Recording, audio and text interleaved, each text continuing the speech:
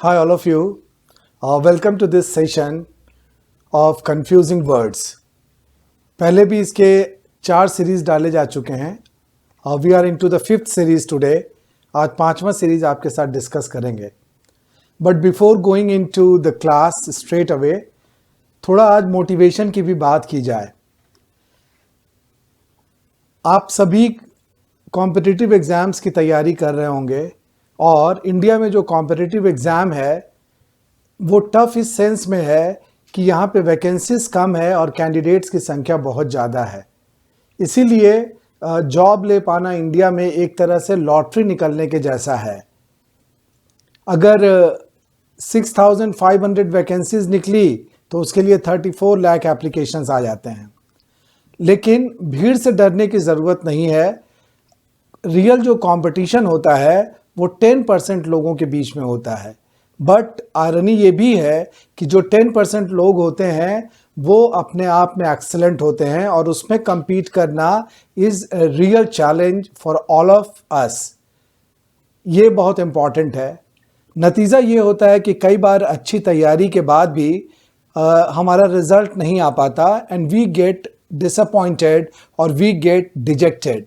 But यहीं पे सोचने की बात है कि ऐसा होना नहीं चाहिए. अगर आपने ठाना है कि मुझे तैयारी करनी है, मुझे कोई सरकारी नौकरी लेनी है, एक अच्छे स्टेटस पे पहुंचना है लाइफ में, तो आपको थोड़ी बहुत असफलता से निराश होने की ज़रूरत नहीं है. इस केस में मैं उदाहरण दे सकता हूँ यूपीएससी का. You must have heard the name of UPSC, जो कि कंडक्ट करती है आईएएस या आईपीएस वाला एग्ज़ाम. इसमें अगर आप सक्सेसफुल कैंडिडेट्स का इंटरव्यू सुनेंगे तो ज़्यादातर आई कैन से कि जो 95% कैंडिडेट्स होते हैं उनका रिज़ल्ट 2, 3 या कभी कभी 4 बार में भी आता है. लेकिन वे लोग निराश नहीं होते. कई बार ऐसा होता है कि फर्स्ट अटेम्प्ट दिया, उसमें प्रीलिम्स में नहीं हुआ, सेकेंड अटेम्प्ट में प्रीलिम्स में हुआ लेकिन मेंस क्वालिफाई नहीं हुआ, थर्ड अटेम्प्ट में हो सकता है कि इंटरव्यू तक कोई कैंडिडेट गया लेकिन उसका फाइनल सिलेक्शन नहीं हुआ, और फोर्थ अटेम्प्ट में जाकर वो लिस्ट में आ पाता है. अगर फर्स्ट अटेम्प्ट के बाद ही आदमी निराश हो जाए और अपने एफर्ट्स को छोड़ दे तो क्या होगा, उसका आईएएस बनने का सपना या आईपीएस बनने का सपना वो कभी भी पूरा नहीं होगा. वहाँ पे ज़रूरत होती है, एक बहुत इम्पॉर्टेंट टर्म मैं आपके सामने लिख रहा हूँ और वो है persistence. persistence. You are very much required to have persistence in your attempts, in your preparation. एक बार अगर सफलता नहीं मिली, मानना चाहिए कि कुछ कमी रह गई होगी. अगर अगले बार हम उसको मेकअप कर लेते हैं तो रिजल्ट आ सकता है. तो निरंतरता या सतत प्रयास के लिए हम लोग वर्ड यूज करते हैं persistency. This you should have always in your mind. और अक्सर ऐसा देखा गया है, ऐसा भी पाया गया है प्रैक्टिकल लाइफ में भी, कि कई बार आदमी एफर्ट्स उस समय छोड़ देता है जब सफलता उसके अगले कदम पर रहती है. इसीलिए मैंने सोचा आज अचानक मेरे ध्यान में आया कि जो लोग मेरा वीडियोस देखते हैं उनको थोड़ा मोटिवेट करने की भी ज़रूरत है. सिर्फ कंटेंट डिलीवर करने से काम नहीं चलेगा. बीच बीच में अपने अनुभव के आधार पर अगर मैं आपको सही तरीके से गाइड पर कर पाऊँ जिससे कि आप रिज़ल्ट प्राप्त कर पाएँ तो ये मेरी बहुत बड़ी सफलता होगी. उम्मीद है कि आपको ये छोटा सा जो टॉक मेरा अभी था, मोटिवेशनल टॉक, ये अच्छा लगा होगा. और इस तरह की जो चीज़ें हैं वो आने वाले वीडियोस में भी मैं कोशिश करूँगा डिलीवर करने की. तो now we come to our subject matter, जो क्या था, कंफ्यूजिंग वर्ड्स, और बी वाला सीरीज़ था. आज बी वाला भी सीरीज़ ख़त्म हो जाएगा. आज हम 10 की जगह पे 12 पेयर्स डिस्कस करेंगे और बी वाला जो लिस्ट है वो आज ख़त्म हो जाएगा. तो देखते हैं.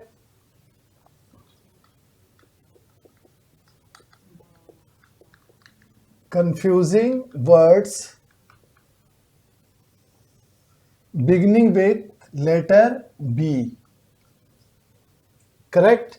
Sometimes we also call it पैरोनेम्स, ये आप लोग जानते होंगे। अब हम लोग डिस्कस करते हैं कि कौन कौन से पेयर हैं। तो आज का जो पहला पेयर है वो है बॉन्ड और bone. Bond you must be knowing, bond एक वर्ब है, इसका मतलब होता है पैदा होना। अगर इसके लिए इंग्लिश में हम वर्ड यूज करें तो beginning of life is called bond. और बोन एक एडजेक्टिव है, इसका मतलब होता है जो कैरेट के लिए हम लोग इस वर्ड को यूज करते हैं। जैसे अगर एग्जाम्पल दूं तो jaundice is a water borne disease. Jaundice एक ऐसी बीमारी है जो पानी के द्वारा कैरी की जाती है। तो बॉर्न मीन्स पैदा होना, वर्ब है, और बोन मीन्स कैरेट, ये एक एडजेक्टिव है। दूसरा जो पेयर है वो है ब्लॉक, BLOC, और एक और वर्ड है ब्लॉक, BLOCK। ब्लॉक नाउन है, और ब्लॉक नाउन भी हो सकता है और ये वर्ब भी हो सकता है। कैसे? अगर ऊपर वाले ब्लॉक की बात करें तो ये this is A group of political parties जो एक कॉमन गोल के लिए यूनाइट होती है, उसको हम लोग कहते हैं bloc. A group of political parties और countries that unite for a common goal, तो वहाँ पे हम लोग वर्ड यूज करते हैं ब्लॉक। सुभाष चंद्र बोस के बारे में आप जानते होंगे, एक क्वेश्चन आता है जनरल स्टडीज में हमेशा कि who was the founder of forward block. वहाँ पे यू नोटिस कि वहाँ पे जो ब्लॉक वर्ड लिखा जाता है वो यही वाला होता है, BLOC। Then we come to block.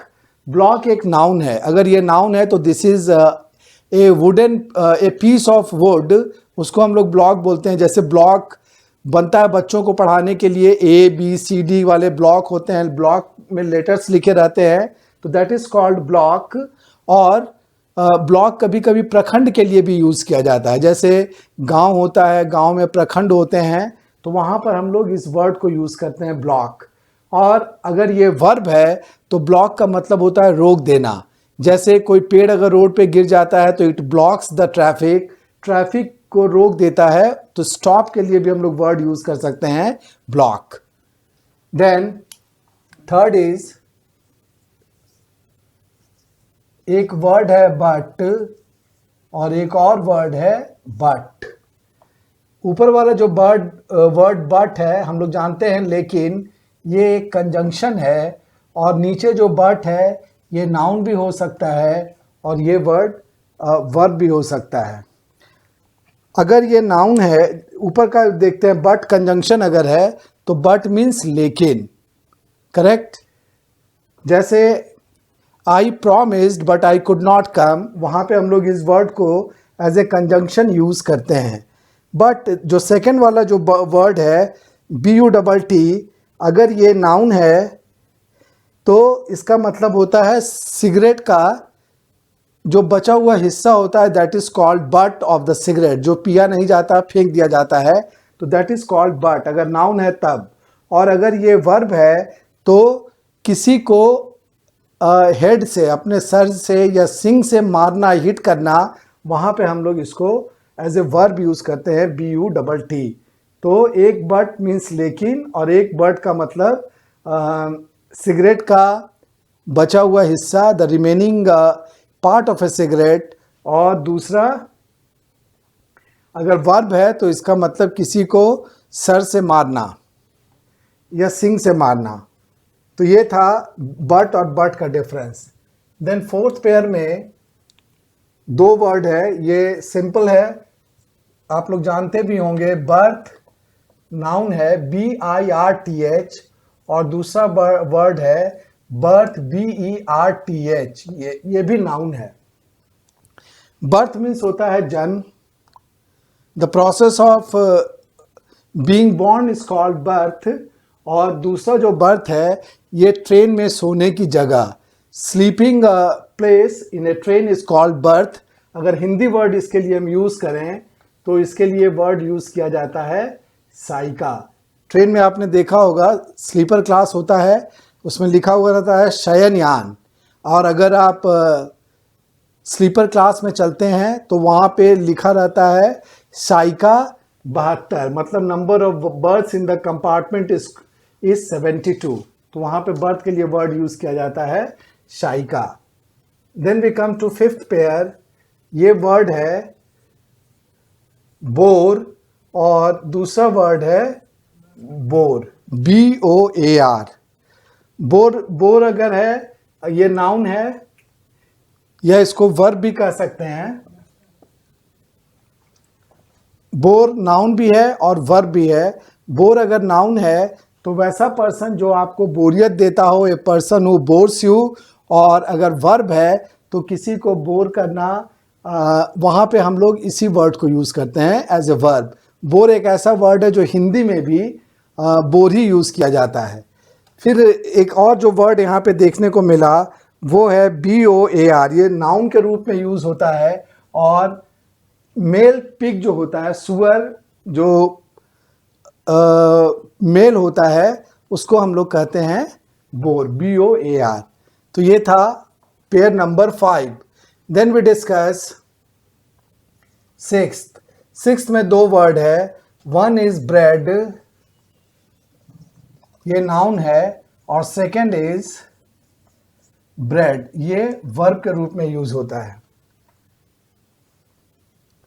Bread means this is a thing, an item of food. Food के आइटम के लिए, जैसे पावरोटी के लिए भी हम लोग यूज करते हैं ब्रेड, चपाती के लिए भी हम लोग कभी कभी इसी वर्ड को यूज कर देते हैं ब्रेड। तो ये ब्रेड नाउन के रूप में यूज होता है।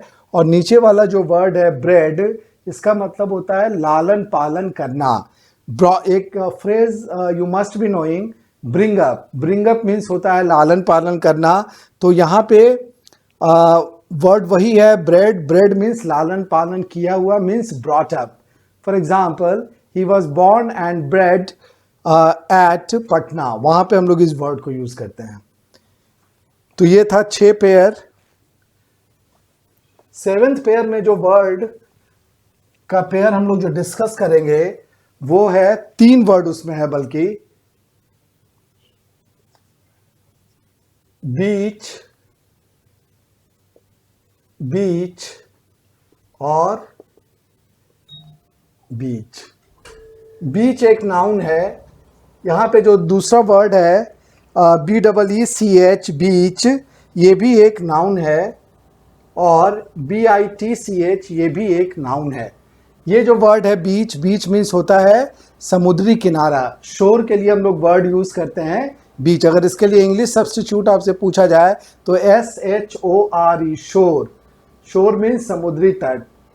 बीच जो होता है, बीच एक फॉरेस्ट, जंगल में एक पेड़ होता है जिसको हम लोग इस नाम से जानते हैं। Beech is the name of a tree in a forest. और थर्ड वाला जो वर्ड है ये आप लोग जानते होंगे, फीमेल डॉग के लिए हम लोग वर्ड यूज करते हैं बीच, BITCH। देन एट्थ में एक वर्ड है बोर्ड और दूसरा वर्ड है board.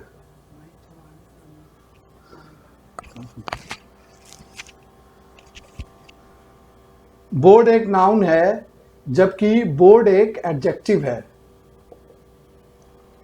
Board means A group of persons.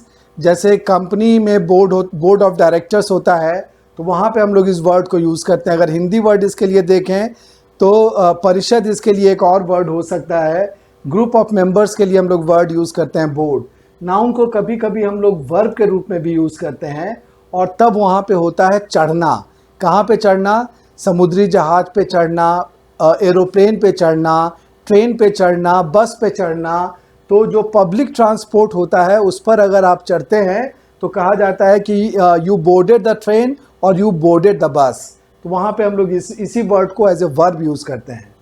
Then board means बोरियत से भरा हुआ। There was no one of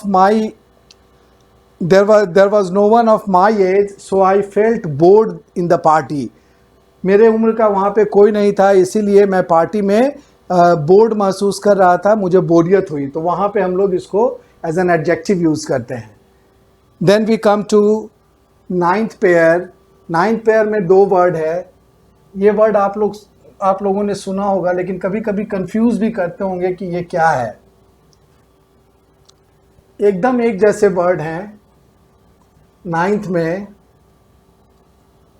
blonde and blonde, जरा सा डिफरेंस है स्पेलिंग में। एक जगह पर ये ई है और दूसरे जगह पे ई नहीं लगा हुआ है, बस यही दोनों में डिफरेंस है। मीनिंग में भी अंतर हो जाता है। वैसे पर्सन के लिए हम लोग इन दोनों वर्ड्स को यूज़ करते हैं जिनके बाल गोल्डन होते हैं।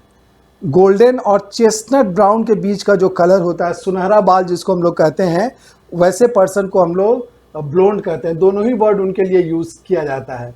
बट फिर क्वेश्चन होगा कि तब दोनों के लिए अलग अलग वर्ड क्यों लिखा गया, एक में ई लगाया गया और दूसरे में ई नहीं है, तो व्हाट इज़ द डिफरेंस। तो अगर कोई लड़की होगी, मीन्स स्त्रीलिंग अगर है, तो वहाँ पे हम लोग वर्ड यूज़ करेंगे ब्लोंड।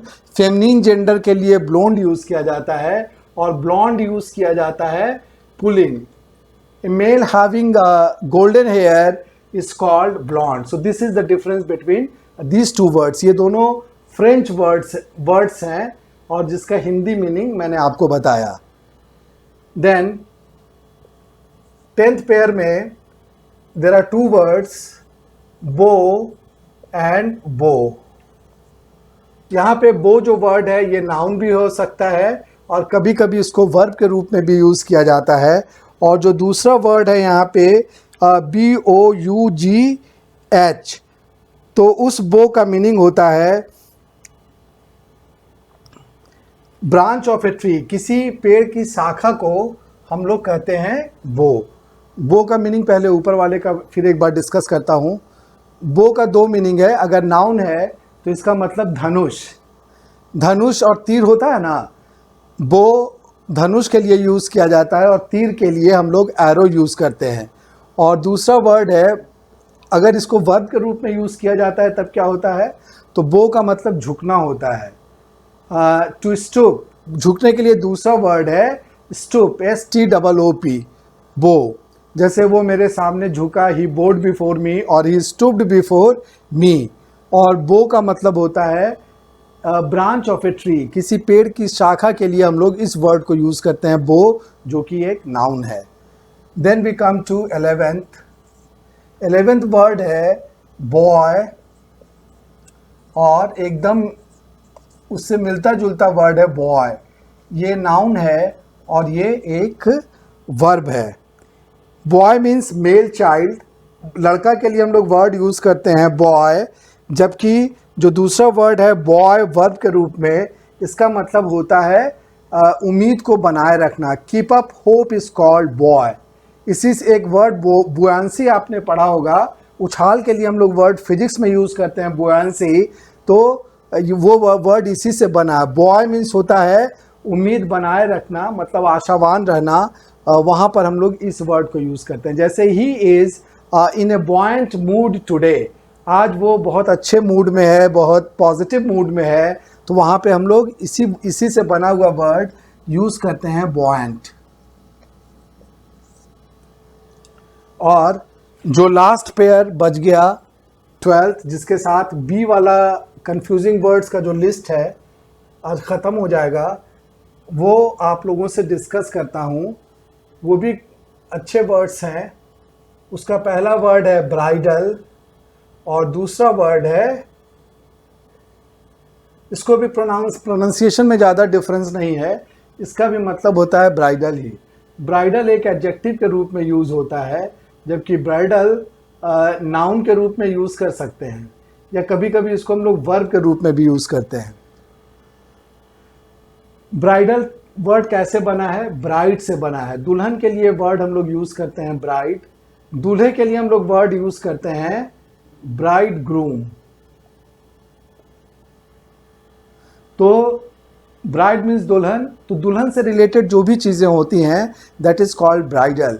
बहुत से ब्यूटी सैलून में आप लिखा हुआ देखते होंगे ब्राइडल मेकओवर इज़ अवेलेबल। वहाँ पे दुल्हन को सजाने की फैसिलिटी है, वहाँ पे हम लोग वर्ड यूज़ करते हैं ब्राइडल, ब्राइडल मेकओवर और ब्राइडल मेकअप। और ये जो वर्ड है ब्राइडल, इसका मतलब होता है घोड़े में जो लगाम होती है जो उसके मुंह में पहनाया जाता है और लेदर का जो स्ट्रैप पीछे जाता है लगाम, उसके लिए हम लोग वर्ड यूज़ करते हैं ब्राइडल। तो ये थे आज के 12 वर्ड्स के पेयर जो कंफ्यूज करने वाले होते हैं। शुरू होने वाले हैं ये बी से, लेकिन इनके मीनिंग और स्पेलिंग डिफरेंट हैं जिसकी वजह से कंफ्यूजन होता है। बोलने में या सुनने में ये एक जैसे लगते हैं। उम्मीद है कि इसमें अब आपको कोई डाउट नहीं रहा होगा। अब हम लोग डिस्कस करेंगे। आज 2 एक्सरसाइज हम लोगों को डिस्कस करना है। एक एक्सरसाइज जो कल के वीडियो में डाला गया था वो था बी से शुरू होने वाला पार्ट 1, उससे रिलेटेड एक्सरसाइज है।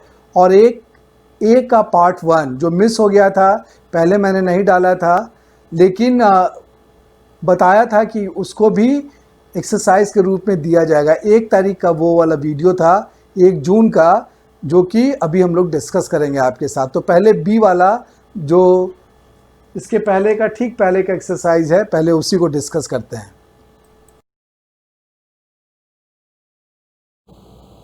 Now we discuss the exercise जो फिल इन द ब्लैंक्स है और उन्हीं वर्ड्स पर बेस्ड है जिसको पिछले वीडियो में डिस्कस किया गया था। ये वैसे कंफ्यूजिंग वर्ड्स हैं जो लेटर बी से शुरू होते हैं। तो first example, the accident was averted as the driver applied the dash immediately. यहाँ पे एक अच्छा वर्ड यूज़ किया गया है, एवर्ट। एवर्ट मीन्स होता है टालना। तो एक्सीडेंट को टाला गया था किसकी वजह से? क्योंकि ड्राइवर ने तुरंत फौरन ब्रेक लगा दिया। तो यहाँ पे कौन सा ब्रेक यूज़ होगा? यहाँ पे BRAKE। और you should note one thing कि ब्रेक लगाने के लिए हम लोग वर्ड यूज़ करते हैं अप्लाई। जैसे मलहम लगाने के लिए भी वर्ड यूज़ किया जाता है अप्लाई। शैम्पू लगाने के लिए भी वर्ड हम लोग यूज़ करते हैं apply. Then second question, my friend has a laptop dash a desktop. मेरे फ्रेंड के पास एक डेस्कटॉप है और एक लैपटॉप भी है, 2 चीज़ें हैं उसके पास। तो इसके लिए क्या होगा? 1+1 अगर है तो यहाँ पे हम लोग यूज़ करेंगे besides. My friend has a laptop besides A desktop. मेरे दोस्त के पास डेस्कटॉप के अलावा एक लैपटॉप भी है। Then we come to question number 3, he bids dash to his wife at the time of leaving home. कोई भी हस्बैंड जब घर से निकलने लगता है तो वाइफ को क्या बोलता है? बाय बोलता है। कौन वाला? BYE। So the answer is by. और बोलना यहाँ पे अगर से यूज किया जाता वर्ड तो उतना अप्रोप्रिएट वर्ड नहीं होता। यहाँ पे bid farewell, bid bye, bid good bye, तो वहाँ पे हम लोग वर्ड यूज करते हैं बिड। बिड का मतलब बोलना भी होता है। नेक्स्ट क्वेश्चन नंबर 4 पे आते हैं अब हम लोग। ये क्वेश्चन है, the accused was dash to the court by the police. यहाँ पे एक वर्ड है एक्यूज्ड। एक्यूज्ड का मतलब होता है दोषी। There is one word criminal. Criminal means अपराधी, लेकिन अपराधी वर्ड हम लोग कब यूज करते हैं? बहुत फाइन डिफरेंस है एक्यूज्ड और क्रिमिनल में। जो आरोपी होता है अगर उस पर आरोप सिद्ध हो जाता है then he becomes a criminal. और जब तक केस मुकदमा चलते रहता है तब तक उसको हम लोग आरोपी बोलते हैं या दोषी बोलते हैं, और उसके लिए वर्ड यूज किया जाता है accused. So this is a very fine difference between accused and criminal. Got it? तो यहाँ पे आंसर होगा, उसको पुलिस के द्वारा कचहरी में लाया गया। लाए जाने के लिए वर्ड हम लोग यूज करेंगे brought. Then question number 5, the characteristic of a learned man is that he considers things in their dash perspective। यहाँ पे इस सेंटेंस में 2-3 वर्ड हैं जिसको अगर एक्सप्लेन कर दूंगा तो आपके लिए अच्छा होगा।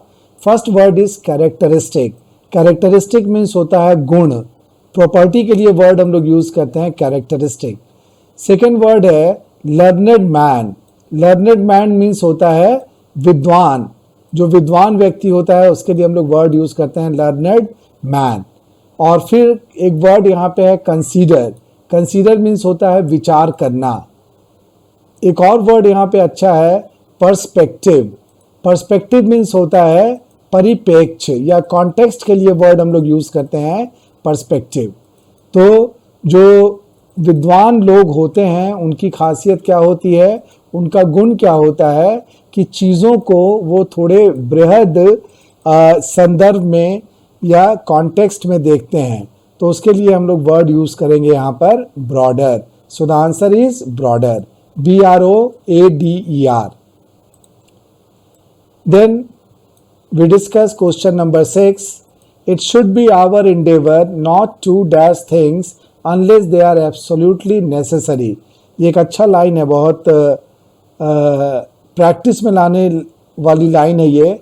इंडेवर का मतलब होता है प्रयास। इंडेवर एक ऐसा वर्ड है जो नाउन भी है और वर्ब भी है। अगर वर्ब के रूप में यूज करेंगे तो प्रयास करना भी होता है।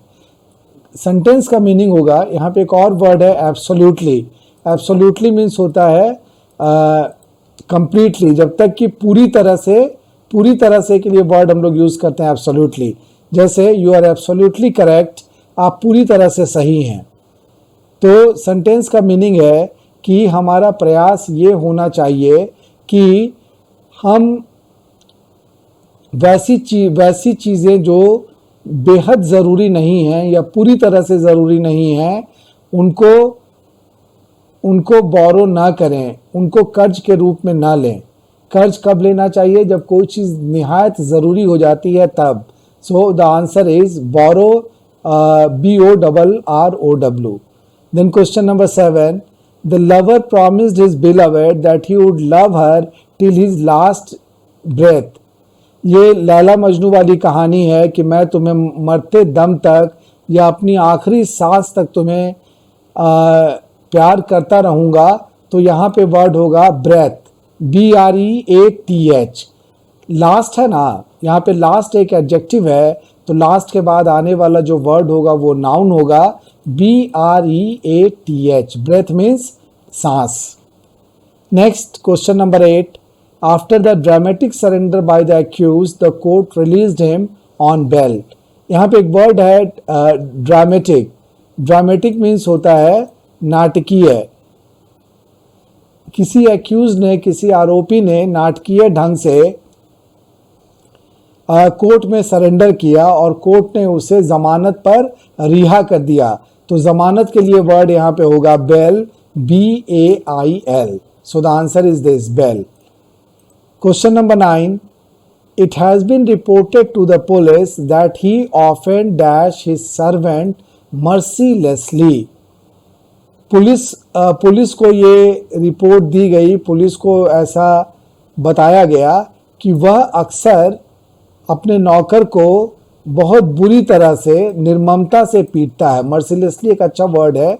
मर्सिलेसली का मतलब निर्दयता पूर्वक या निर्ममता पूर्वक, और पीटने के लिए यहाँ पे वर्ड होगा बीट। यहाँ पे हालांकि बीट वर्ब नहीं यूज होगा, यहाँ पे बीट्स होगा, इसमें एस लगाना पड़ेगा क्योंकि सब्जेक्ट यहाँ पर ही है।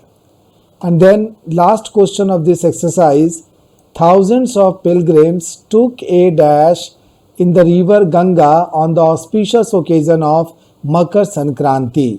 यहाँ पे 2-3 वर्ड्स हैं जो डिस्कस करेंगे। पिलग्रिम्स मीन्स होता है तीर्थ यात्री, उसके लिए हम लोग वर्ड यूज करते हैं पिलग्रिम्स। हालांकि एक और वर्ड यहाँ पे यूज किया जा सकता था, इसको आप लोग नोट कर सकते हैं, डिवोटीज। यहाँ पे ज़्यादा ही अच्छा वर्ड होता, डिवोटीज। डिवोटीज मीन्स होता है श्रद्धालु। पिलग्रिम्स मीन्स वे लोग जो किसी तीर्थ स्थान पे जाते हैं। Suppose I go to Varanasi, then I am a Pilgrim.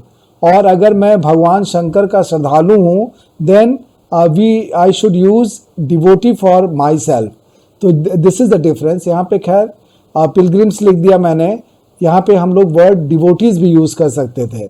हजारों की संख्या में तीर्थ यात्रियों ने या श्रद्धालुओं ने गंगा नदी में स्नान किया मकर संक्रांति के शुभ अवसर पर। यहाँ पे एक अच्छा वर्ड है ऑस्पिशियस। ऑस्पिशियस मीन्स होता है शुभ।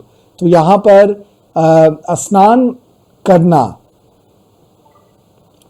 अब यहाँ पे बहुत कंफ्यूजन होगा। वेद मीन्स होता है स्नान करना और बाथ मीन्स होता है सिर्फ स्नान। दोनों में से कौन सा यूज होगा तो हमको सेंटेंस में देखना होगा। यहाँ पे हमने वर्ब मैंने ऑलरेडी यूज किया है टुक ए, और ए चूंकि आर्टिकल है तो ए के बाद वर्ब नहीं आएगा बल्कि ए के बाद नाउन आना चाहिए। So answer is BATH, took a bath.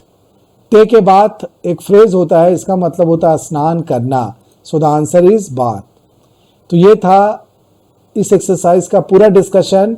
इसमें उम्मीद है कि आप लोगों को अच्छे तरीके से समझ में आया होगा।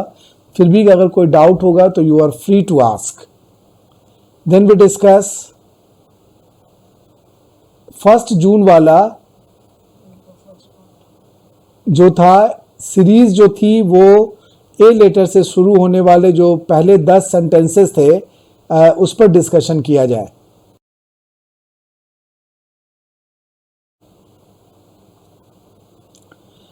ये जो एक्सरसाइज आपके सामने है 1 जून वाला वीडियो अगर आप देखेंगे तो उससे इसको अटैच कर सकते हैं। उसी के वर्ड्स पर बेस्ड ये एक्सरसाइज है। ए लेटर के वर्ड्स हैं जो ऑलरेडी जिसके मीनिंग उसमें डिस्कस किए गए हैं। दोनों के बीच में, दो वर्ड्स के बीच में क्या डिफरेंस है ये ऑलरेडी आपको वहाँ पे मिलेगा। तो आइए शुरू करते हैं। Question number 1, my son is insisted me to attend the dash function of his college. यहाँ पे एक वर्ड है इंसिस्ट। इंसिस्ट का मतलब होता है जोर देना। मेरे बेटे ने मुझ पर जोर दिया कि मैं उसके कॉलेज का फंक्शन अटेंड करूं। कौन सा फंक्शन होगा? Annual function. यहाँ पे एनुअल एक एडजेक्टिव है, फंक्शन एक नाउन है, तो उस नाउन के पहले लगेगा। जैसे एनुअल एग्जामिनेशन होता है उसी तरह से annual function. So the answer is annual. Then second, the incumbent branch manager often dash the irregularities committed by his predecessor. ये एक अच्छा सेंटेंस है, मैंने आपके लिए फ्रेम किया है। इसमें 2-3 वर्ड्स हैं जिसको डिस्कस करूंगा। First word is incumbent. Incumbent means होता है वर्तमान में जो किसी पोजीशन को होल्ड करता है उसको हम लोग कहते हैं इनकम्बेंट। जैसे the incumbent chief minister of Bihar is Nitish Kumar, वहाँ पे हम लोग इस वर्ड को यूज़ कर सकते हैं। फिर यहाँ पे एक वर्ड है इरेगुलरिटीज। इरेगुलरिटीज मीन्स अनियमितताएं। एक और वर्ड यहाँ पे है प्रीडिसेसर। प्रीडिसेसर मीन्स पूर्वाधिकारी। सपोज आप किसी ब्रांच के ब्रांच मैनेजर हैं तो आपके पहले जो वहाँ पे ब्रांच मैनेजर होंगे वो आपके प्रीडिसेसर होंगे, और आपके बाद आने वाले जो ब्रांच मैनेजर होंगे वो आपके सक्सेसर होंगे। So the opposite to predecessor is successor. यहाँ पे 2 वर्ड्स हैं, एक है एल्यूड और एक एल्यूड। तो जो वर्तमान शाखा प्रबंधक है वो अक्सर जिक्र करते रहते हैं या रेफरेंस देते रहते हैं अपने पहले वाले ब्रांच मैनेजर के द्वारा किए गए अनियमितताओं का। तो यहाँ पे वर्ड होगा एल्यूड, ALLUDE। अब हम लोग आते हैं क्वेश्चन नंबर 3 पे। We are dash to the idea of throwing lavish parties and inviting large number of people to attend them. अभी जो स्थिति चल रही है तो ये आइडिया हम लोग अब छोड़ चुके हैं या इसके अगेंस्ट हैं कि बड़ी बड़ी शानदार पार्टियां दी जाएं और वहाँ पे अच्छी खासी संख्या में लोगों को बुलाया जाए। तो हम लोग इसके अपोजिशन में हैं, अपोज करते हैं। सो द आंसर इज एवर्स। यहाँ पे एवर्स होगा, और एवर्स इसलिए भी सही है कि एवर्स के बाद प्रीपोजिशन आता है टू।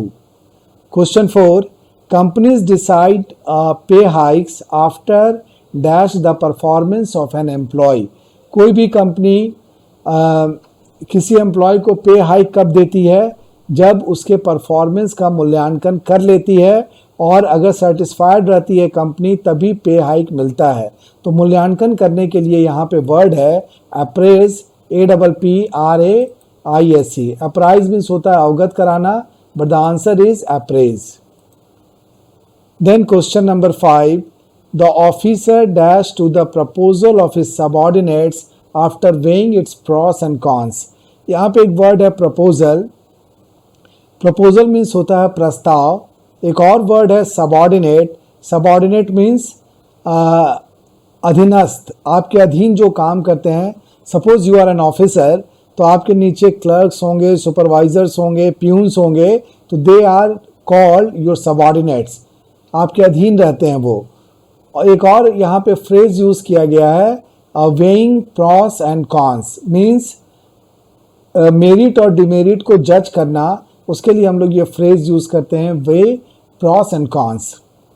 तो यहाँ पे अधिकारी के बारे में कहा गया है कि उसने स्वीकृति दे दी अपने प्रपोजल्स के द्वारा, जो अपने सबऑर्डिनेट्स के द्वारा जो प्रपोजल रखा गया था उसको स्वीकृति देने के लिए यहाँ पे word as a verb use किया जाएगा, एसेंट, ASSENT।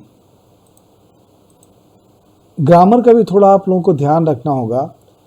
अगर इस सेंटेंस को आप पास्ट टेंस में बोलना चाहते हैं तो यहाँ पे जो वर्ब लिखा गया है, मैंने दिया है आपको, वो एसेंट है, ये प्रेजेंट टेंस का वर्ब है। और अगर इसको आप चाहते हैं कि पास्ट टेंस में ले जाएंगे तो यहाँ पे V2 यूज करना पड़ेगा, the officer assented to the proposal, correct. और if you want to say this sentence in present tense, simple present tense, तब यहाँ पे ऑफिसर चूंकि थर्ड पर्सन सिंगुलर नंबर है तो इसमें आपको S लगाना पड़ेगा, तब हो जाएगा द ऑफिसर एसेंट्स। तो इस चीज़ का ध्यान रखना होगा। Then we come to question number 6। Sometimes it is difficult for district administration to dash criminal activities. कभी कभी ऐसा होता है कि जिला प्रशासन के लिए मुश्किल हो जाता है कि जिले में आपराधिक गतिविधियों को नियंत्रित किया जाए या उसको रोका जाए। तो नियंत्रित करने के लिए हम लोगों ने वर्ड यूज़ किया था abate, ABATE। So the answer is this, ABATE। Abate का मतलब होता है बढ़ावा देना या इनकरेज करना, ABET। Then question number 7, his happiness knew no bounds after dash his MBBS। After एक डैश हिज MBBS, यहाँ पे एक फ्रेज मैंने यूज़ किया है, नो बाउंड्स, उसका V2 यूज़ किया गया, न्यू नो बाउंड्स। इसका मतलब खुशी का सीमा ना रहना, ठीक है। वहाँ पे हम लोग इसको एज अ फ्रेज यूज़ करते हैं। तो उसकी खुशी का सीमा नहीं रही, कब? MBBS को अच्छे तरीके से कंप्लीट करने के बाद। तो यहाँ पे एकॉम्प्लिश वर्ड होगा, वर्ब के रूप में हम लोग एकॉम्प्लिश यूज़ करते हैं और इसमें ING लगेगा। क्यों ING लगेगा? क्योंकि इसके पहले प्रीपोजिशन आफ्टर यूज़ किया गया है। ये बहुत इम्पॉर्टेंट रूल है प्रीपोजिशन का। जब प्रीपोजिशन का मैं लेक्चर डिलीवर करूँगा उस समय आपको बताया जाएगा कि प्रीपोजिशन के बाद अगर हम कोई वर्ब यूज़ करते हैं तो उसमें ING लगा होता है। Then question number 8, we were stunned to see his driving skills as we never knew that he is so dash in driving.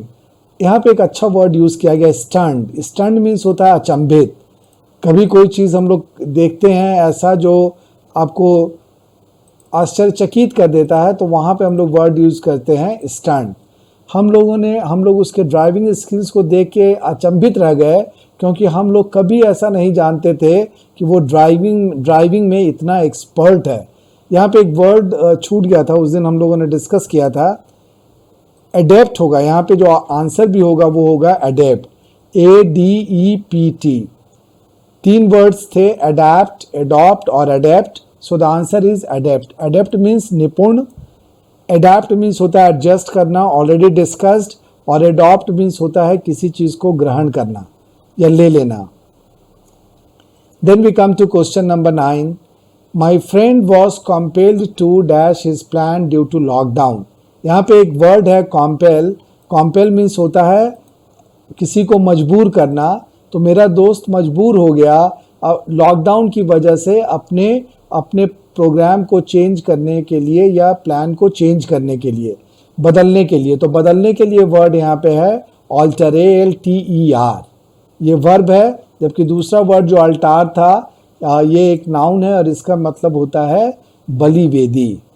And now we discuss the last question, question number 10। My students are already to take the SSC examination with full confidence as their preparations are excellent।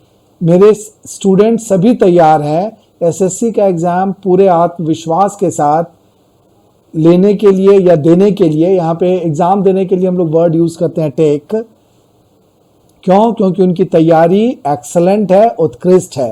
तो यहाँ पे हम लोग word use करेंगे ये वाला, ALL all और ready अलग वाला, ऑलरेडी। दूसरा जो वर्ड है ऑलरेडी, उसका मीनिंग मैंने डिस्कस किया था, बाय द टाइम, जैसे वो ऑलरेडी जा चुका है, लेकिन ये नहीं होगा, यहाँ पे आंसर होगा already.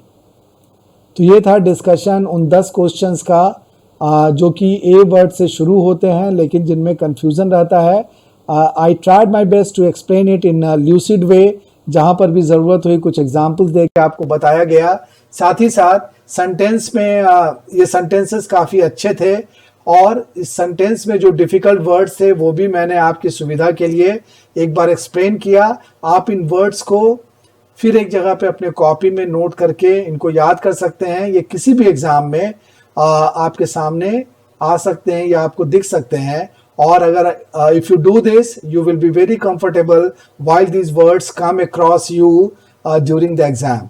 One more thing I would like to say, इसके पहले मेरे 34 वीडियोस लगे हुए हैं जो कि हिंदू के आर्टिकल पर, हिंदू के एडिटोरियल पर बेस्ड हैं, द हिंदू पेपर के एडिटोरियल पर बेस्ड हैं।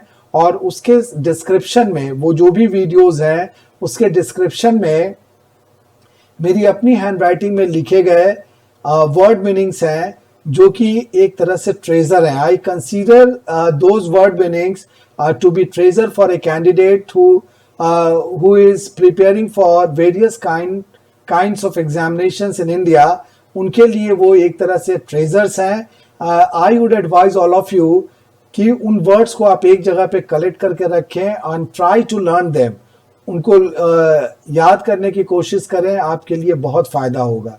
साथ ही साथ उनके साथ क्वेश्चंस भी लगे हुए हैं, तो कॉम्प्रहेंशन पर्पस से भी आप लोग उस डिस्कशन को अगर अभी तक आपने नहीं सुना है तो it would be my sincere advice to all of you to listen to the discussion जो मैंने किया है, और कॉम्प्रहेंशन के एक्सरसाइज के लिए उसको आप यूज़ कर सकते हैं।